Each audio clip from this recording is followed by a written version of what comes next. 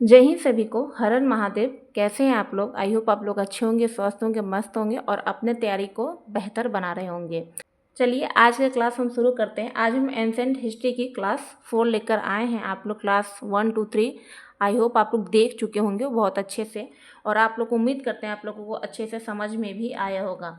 तो पिछले क्लास में हम क्या पढ़े थे ये बताइए। आप लोग ऋग्वैदिक काल पढ़े थे, जो 1500 से लेकर 1000 BC तक था ऋग्वैदिक काल। ठीक है, तो उसको हम पढ़ चुके थे। हमने जाना कि उस समय समाज कैसा था, लोगों का जीवन कैसा था और उनकी आर्थिक एवं धार्मिक व्यवस्था कैसी थी। हमने ये सब चीज़ों को जान लिया था। लेकिन आज हम पढ़ेंगे उत्तर वैदिक काल, जो 1000 BC से लेकर 600 BC है, जहाँ भारतीय समाज में बहुत बड़े परिवर्तन हुए। जैसे आज की क्लास के बाद आपको ये समझ में आ जाएगा कि ऋग्वेद और उत्तर वैदिक काल में क्या क्या अंतर था, और परीक्षा में यहाँ से कौन कौन से प्रश्न पूछे जाते हैं आपको ये भी समझ में आएगा। तो चलिए बिना समय बर्बाद किए शुरू करते हैं अपना क्लास 4। और आज का टॉपिक आप लोग देख ही रहेंगे, उत्तर वैदिक काल है। ठीक है, उत्तर वैदिक काल। तो सबसे पहले आप देखिए, उत्तर वैदिक काल का परिचय की बात करें तो सबसे पहले जानते हैं कि उत्तर वैदिक काल क्या है। तो आप लोगों को पता है कि उत्तर वैदिक काल क्या है। तो 1000 ईसा पूर्व से 600 ईसा पूर्व के बीच के समय को हम उत्तर वैदिक काल कहा जाता है। इस काल की जानकारी मुख्य रूप से हमें यजुर्वेद, सामवेद, अथर्ववेद, ब्राह्मण ग्रंथ, आरण्यक और उपनिषदों से प्राप्त होती है। यही वह समय था जब आर्य पंजाब से आगे बढ़कर गंगा यमुना के मैदान में बसने लगे। यही इसी काल में। अब देखिए, अब हम आप लोगों को अच्छे से अब हम शुरू करते हैं अपने नोट्स, शॉर्ट नोट से पढ़ना। तो उत्तर वैदिक काल में क्या था? वेद त्रयी था, त्रयी की रचना की। ठीक है, देखिए उत्तर वेद त्रयी में ऋग्वेद, सामवेद, यजुर्वेद ही आता है। कितने लोग क्या करते हैं पता है क्या करते हैं? वो यजुर्वेद, सामवेद और अथर्ववेद लगा देते। नहीं, वेद त्रयी में क्या है? ऋग्वेद, सामवेद, यजुर्वेद। ठीक है, ये उत्तर वैदिक काल में 3 वेद रहे। अब उत्तर वैदिक काल में कितने वेद रहे? तो 3 वेद रहे, सामवेद, यजुर्वेद, अथर्ववेद। फिर से आपको हम बताते हैं। अगर पूछे उत्तर वैदिक काल में वेद त्रयी किसे कहते हैं, कि कौन कौन से वेद है, तो ऋग्वेद, सामवेद, यजुर्वेद है। लेकिन उत्तर वैदिक काल में 3 वेद कौन से? तो सामवेद, यजुर्वेद, अथर्ववेद। ये याद रखिएगा। तो पहला वेद हम सामवेद। तो चलिए सामवेद के बारे में पढ़ते हैं। तो सामवेद संगीत का जनक पूछेगा, संगीत का जनक किस वेद को हम कहते हैं? तो क्या कहेंगे आप लोग? सामवेद। संगीत का जनक किस वेद को कहते हैं? सामवेद। स्वरों का पहला प्रयोग सामवेद में हुआ। स्वरों का पहला प्रयोग किस में हुआ? सामवेद में हुआ। सामवेद को पढ़ने वालों को उद्गातु या उद्गाता कहते हैं। पूछेगा सामवेद को पढ़ने वालों को हम क्या कहते हैं? तो सामवेद को पढ़ने वालों को हम उद्गातु या उद्गाता कहते हैं। अब सामवेद का उपवेद क्या है? तो गंधर्व वेद है। सामवेद के संकलनकर्ता कौन है? तो भरत मुनि जी हैं। ठीक है, ये आपको याद रहेगा। अब सेकेंड वेद कौन सा है? यजुर्वेद। सामवेद समझ में आ गया आप लोगों को? अच्छे से एक बार और रिवीजन कराते हैं। संगीत का जनक, स्वरों का पहला प्रयोग सामवेद में हुआ। सामवेद को पढ़ने वालों को उद्गातु या उद्गाता कहते हैं। सामवेद का उपवेद गंधर्व वेद है। सामवेद का संकलनकर्ता भरत मुनि है। ठीक है, इतना है, बस इतना याद करिए। सेकेंड आता है यजुर्वेद। यजुर्वेद के बारे में पढ़ते हैं, दिख रहा है ना? हाँ, यजुर्वेद यज्ञ और कर्मकांड से संबंधित। पूछेगा यज्ञ और कर्मकांड से संबंधित कौन सा वेद है? तो यजुर्वेद है। गद पद दोनों में है। यजुर्वेद गद में है कि पद में है? तो आप बोलिएगा गद पद दोनों में है। यजुर्वेद पढ़ने वाला अधर्व्यू कहलाता है। यजुर्वेद को पढ़ने वालों को हम क्या कहते हैं? तो अधर्व्यू कहलाता है। यजुर्वेद का उपवेद कौन है? धनुर्वेद है। ठीक है, यजुर्वेद का उपवेद तो धनुर्वेद। यजुर्वेद के संकलनकर्ता कौन है? तो विश्वामित्र जी हैं। ठीक है, यजुर्वेद का संकलनकर्ता कौन है? तो विश्वामित्र जी हैं। फिर से देखते हैं यजुर्वेद को। यजुर्वेद में क्या क्या था? यज्ञ कर्मकांड से संबंधित गद पद दोनों में है। ठीक है, पढ़ने वाला अथर्ववेद कहलाता, उपवेद धनुर्वेद है, संकलनकर्ता विश्वामित्र जी हैं। ठीक है, अब आते हैं अथर्ववेद। तीसरा वेद कौन है? अथर्ववेद। सबसे लोकप्रिय वेद अथर्ववेद है। ठीक है, इसमें ब्रह्मा वेद सबसे नया वेद है ये। ठीक है, जिसे ब्रह्मा वेद भी कहते हैं, ये सबसे नया वेद है। इसमें जादू टोना, वशीकरण, कृषि की प्रवाहित करने वाला कीट, औषधि के बारे में है। इसमें अथर्ववेद में क्या है? जादू टोना, वशीकरण, कृषि के प्रभावित करने वाला कीट, औषधि के बारे में है। अथर्ववेद कन्या जन्म पर निंदा। सोचिए, अथर्ववेद में कन्या जन्म पर निंदा की बात हुई है। तो अथर्ववेद में क्या है? कन्या जन्म पर निंदा के बारे में बताया गया है। अथर्ववेद को पढ़ने वाले को ब्रह्मा कहते हैं। अथर्ववेद को पढ़ने वालों को क्या कहते हैं? ब्रह्मा कहते हैं। अब अथर्ववेद का उपवेद क्या है? तो शिल्प वेद है। अथर्ववेद का संकलनकर्ता कौन है? तो विश्वामित्र जी हैं अथर्ववेद के संकलनकर्ता। ठीक है, अब ब्राह्मण ग्रंथ देखिए। ब्राह्मण ग्रंथ ब्राह्मण ग्रंथ क्या है? तो ठीक है, वेदों का टीका भी कहा जाता है ब्राह्मण ग्रंथ को। दिख रहा है आप लोगों को? एक मिनट फिर से बता देते हैं। ब्राह्मण ग्रंथ हम देख रहे थे, तो ब्राह्मण ग्रंथ, तो ब्राह्मण ग्रंथ क्या है? तो ब्राह्मण ग्रंथ वेदों को सरल रूप में रूपांतरण करना को ही ब्राह्मण ग्रंथ है ये। ठीक है, ब्राह्मण ग्रंथ क्या है? वेदों को सरल रूप में रूपांतरण। ठीक है, ब्राह्मण ग्रंथ को हम वेदों का टीका भी कहा जाता है ब्राह्मण ग्रंथ को। ठीक है, याद रखिएगा। ऋग्वेद का ब्राह्मण ग्रंथ क्या है? ऐतरेय, संख्यायन और कौस्तकी है। सामवेद का क्या है? पंचबीज, जिसे प्रौढ़ भी कहते हैं, षड्विश और जैमिनीय। और ठीक है, यजुर्वेद का कौन है? कृष्ण शाखा, तैतरई, शुक्ल शाखा, शतपथ। पूछेगा यजुर्वेद में कृष्ण शाखा का कौन सा ब्राह्मण ग्रंथ है? तैतरई। अगर यजुर्वेद में शुक्ल शाखा के कौन से ग्रंथ है? तो शतपथ। अथर्ववेद, अब देखिए अथर्ववेद, अथर्ववेद में क्या है? गोपद ब्राह्मण ग्रंथ है। ठीक है, ये आपको याद रहेगा। आइए अब नेक्स्ट देखिए, वेदांग कितना है ये बताइए। वेदांग कितने हैं? तो 6। वेदांग कितना है? 6। शिक्षा, कल्प, निरुक्त, छंद, ज्योतिष, व्याकरण। शिक्षा, कल्प, निरुक्त, छंद, ज्योतिष, व्याकरण। याद हुआ? फिर से, शिक्षा, कल्प, निरुक्त, छंद, ज्योतिष, व्याकरण। शिक्षा क्या? उच्चारण बताता है। शिक्षा क्या करता है? उच्चारण बताता है। कल्प किस मंत्र का प्रयोग किस काम में हो ये बताता है। निरुक्त वेद की आत्मा शब्द का प्रयोग होता है। छंद रचना का ज्ञान है। ज्योतिषी और व्याकरण क्या है? वैयाकरण को जानने वाले को हम क्या कहते हैं? व्याकरण कहते हैं। अब ये समझा गया। अब आइए, अब हम लोग महाकाव्य काल पढ़ेंगे। क्या पढ़ेंगे? महाकाव्य काल। ये मोस्ट इंपॉर्टेंट है, याद रखिएगा। ठीक है, तो महाकाव्य काल पहला रामायण पढ़ते हैं। रामायण, रामायण को संस्कृत में किसने लिखा है? तो महर्षि वाल्मीकि जी ने रामायण को संस्कृत में लिखा है। अवधी में गोस्वामी तुलसीदास जी ने लिखा है। तमिल में कंबन ने लिखा है। और फारसी में बात करेंगे तो बदायूनी ने लिखा है। बांग्ला में कृतवास ने लिखा है। अंग्रेजी में RTH गिफित ने लिखा है। बाल रामायण में भवभूति जी ने लिखा है। कहा है मैथिली में चंदा झा ने। ठीक है, तो रामायण में कौन कौन से किस लैंग्वेज में लिखा है ये क्वेश्चन पूछ लिया जाएगा कि रामायण में फारसी शब्द में किसने लिखा है? तो आप क्या बोलेंगे? बदायूनी ने। अब पूछ लेगा संस्कृत में किसने लिखा है? तो महर्षि वाल्मीकि जी ने लिखा है संस्कृत में। ठीक है, अब देखिए युग निर्धारण, सतयुग, त्रेता युग, द्वापर युग, कलयुग, ऐसे 4 युग थे। आप लोग ये पढ़े ही होंगे, ये इंपॉर्टेंट नहीं है परीक्षा की दृष्टि से। अब ये वाला देखिए, अब हम श्री रामचरितमानस देखेंगे। ठीक है, तो श्री रामचरितमानस में कितने कांड है ये बात है? तो 7 कांड है। पहला है बालकांड। बालकांड में क्या है?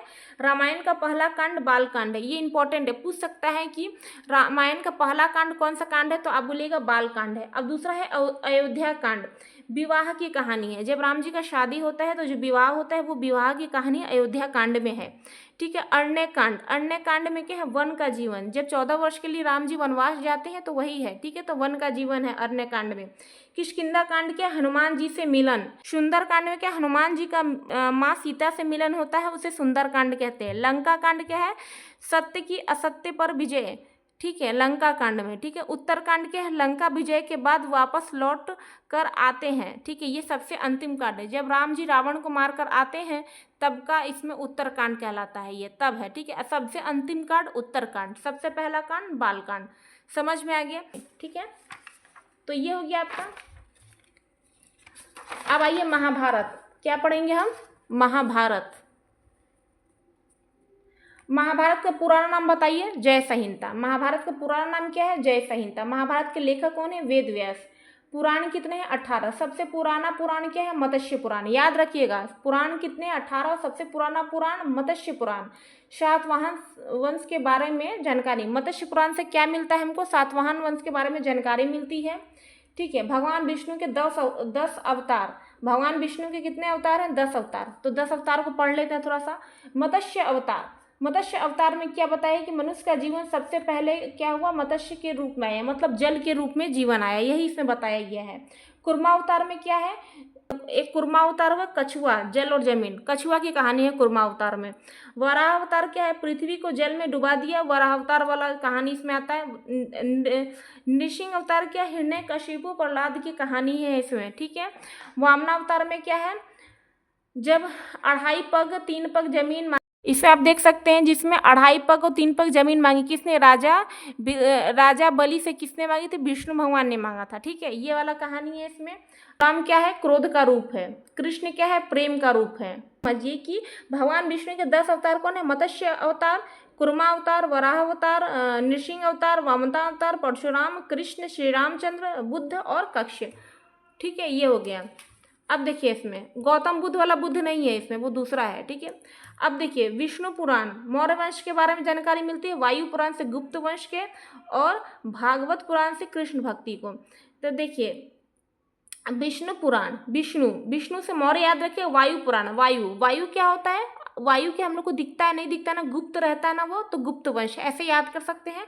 भागवत पुराण में क्या है? कृष्ण भक्ति। अब देखिए भागवत पुराण में कृष्ण भक्ति कैसे याद करेंगे? जैसे कृष्ण भगवान को लोग पकड़ने आते थे, सखी लोग तो क्या करते थे? कृष्ण भगवान भाग जाते थे वहां से, तो भागवत पुराण से कृष्ण भक्ति ऐसे याद कर सकते हैं रिलेट करके। अब यहाँ पे ये देखिए जलोपनिषद 4 आश्रम बताए गए हैं। जलोपनिषद में 4 आश्रम बताए गए हैं, ब्रह्मचार, गृहस्थ, वानप्रस्थ, संन्यास। ब्रह्मचार क्या है? ब्रह्मचार्य क्या 25 वर्ष तक, गृहस्थ क्या है 25 से 50 वर्ष तक, वानप्रस्थ क्या 50 से 75 वर्ष तक, संन्यास क्या 75 से 100 वर्ष तक। अब आइए आगे, यहाँ देखिए पुराणों के रचयिता कौन है? लोमहर्ष एवं उनके पुत्र उग्रश्रवा है। महाजनपद काल 600 BC से लेकर 400 BC तक है। षड दर्शन क्या है? 6 दर्शन। देखने का तरीका, ठीक है, 6 दर्शन बताएगा। षड दर्शन में क्या है? 6 दर्शन है, देखने का तरीका। जैसे अब देखिए 6 कौन से? पूर्व मीमांस, जैमिनी, जानने की इच्छा। पूर्व मीमांस किसने लिखा? जैमिनी ने। जानने की इच्छा कहते हैं। उत्तर मीमांस में क्या? ब्रह्मसूत्र, वाद। ठीक है, ब्रह्मा जो सत्य जानने की इच्छा करता है। ठीक है, सांख्य दर्शन में क्या है? कपिल मुनि जी ने सांख्य दर्शन लिखा है। सृष्टि की रचना के बारे में बताया है सांख्य दर्शन में। वैशेषिकी दर्शन क्या? उलूक, कणाद, इंद्रिय, बुद्धि, इसमें मोक्ष के बारे में बताया गया है। न्याय दर्शन किसने? अक्षपाद गौतम ने न्याय दर्शन लिखा है, जिसमें जांच पड़ताल के बारे में बताया है। योग दर्शन किसने? पतंजलि ने लिखा है, जिसमें सत्य प्राप्ति की जोड़ रखी है। तो ये हमारा क्या था? अब देखिए नेक्स्ट हम लोग महाजनपद काल पढ़ेंगे, इसको हम बहुत अच्छे से आपको बताएंगे। नेक्स्ट क्या पढ़ेंगे? महाजनपद काल।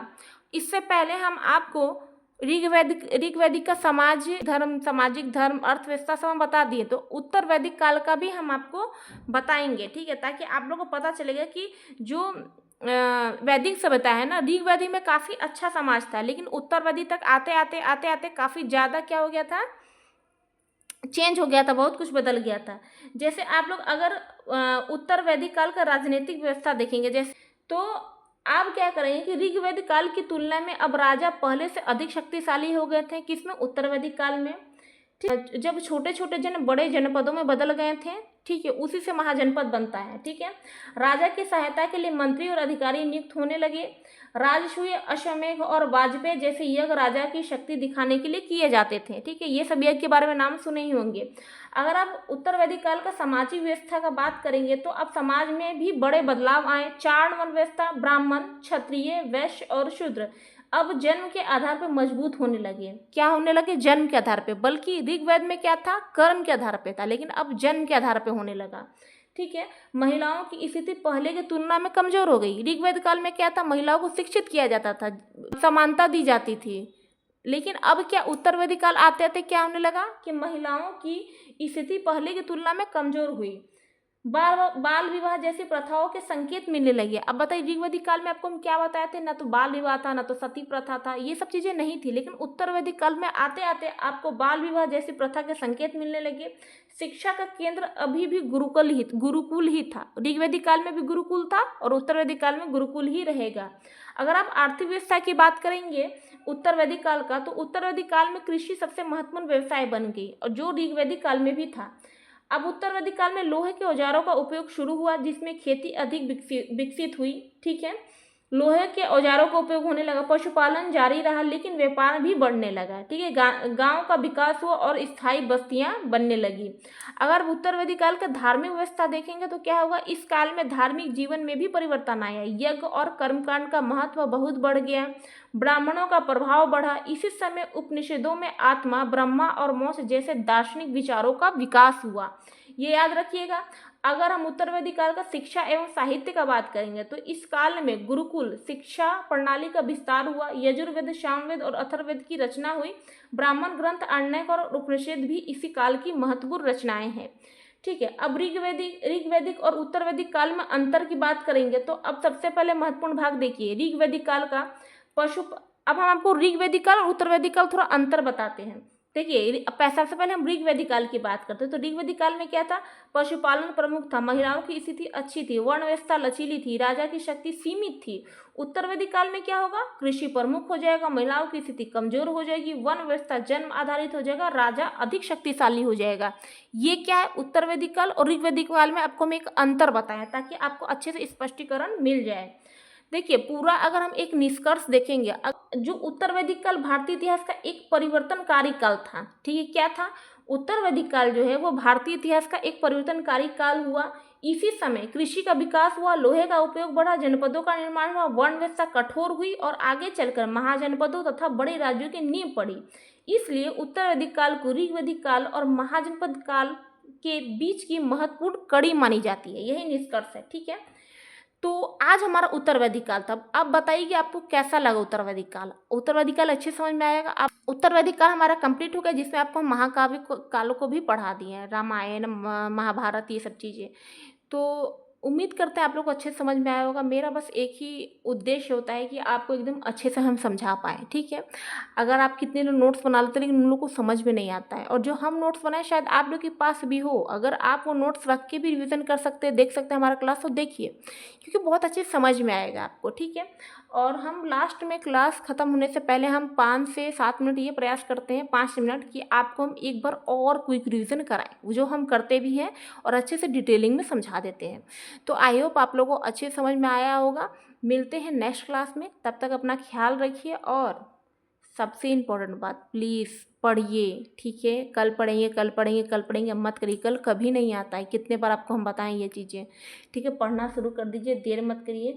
और अगर क्लास पसंद आई हो तो वीडियो को लाइक करें और अपने दोस्तों के साथ शेयर करें, और चैनल माई टीचिंग जर्नी को सब्सक्राइब करना ना भूलें। अगले क्लास में हम महाजनपद काल पढ़ेंगे, जहाँ से भारतीय इतिहास में बड़े राज्य और मगध उदय की शुरुआत होती है। ठीक, तो ये चीज़ें आपको अच्छे समझ में आ गया होगा। तो मिलते हैं नेक्स्ट क्लास में। जय हिंद, जय भारत।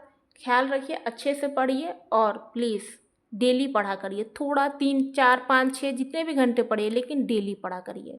ठीक है, ख्याल रखिए अपना। जय हिंद, जय भारत, हर हर महादेव।